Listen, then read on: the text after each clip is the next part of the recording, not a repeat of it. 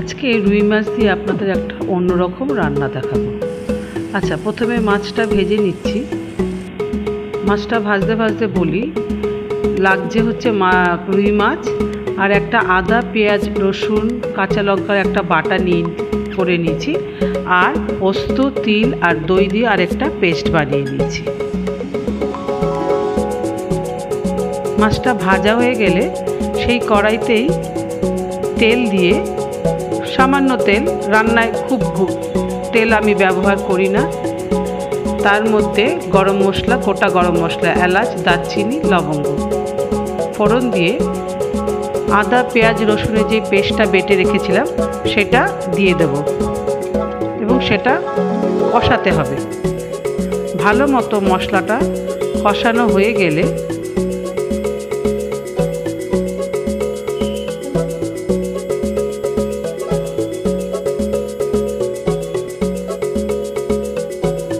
এবার দিয়ে দেব হচ্ছে পোস্ত, টক দই আর তিলের যে পেস্টটা বানিয়েছিলাম সেইটি দিয়েও আবার ভালো করে কষাতে হবে।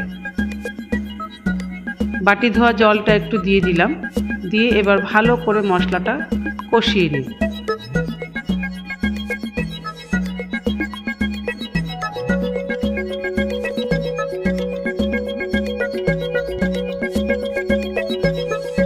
ধৈর্য ধরে মশলাটা কষাতে হবে, নাহলে কিন্তু কাঁচা গন্ধ থেকে যাবে। যেহেতু রান্নায় তেলটা কম, তাই খুব একটা বেশি আঁচে করবেন না, মাঝারি আঁচে এটা কষাবেন।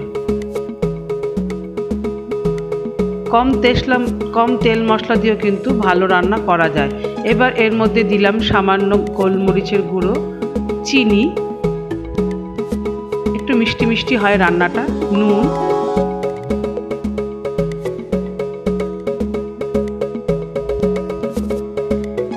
দিয়ে আবার একটু ভালো মতো কষিয়ে নিই।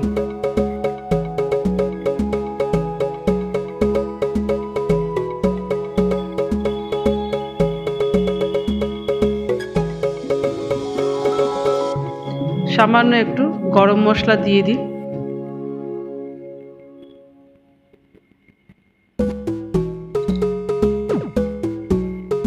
এবং কষাতে কষাতে যখন দেখব জলটা শুকিয়ে গেছে, একটু সাইড দিয়ে তেল বেরিয়ে এসেছে, তখন রুই মাছের পিসগুলো দিয়ে দিই।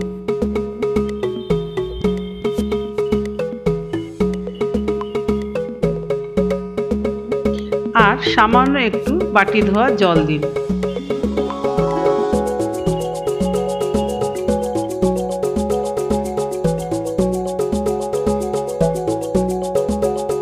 মাছটা দেবার পর এটাকে চাপা দিয়ে কম আঁচে একটু ঢাকা দিয়ে রান্না হতে দিন, যাতে রসটা মাছের মধ্যে ঢুকে যায়।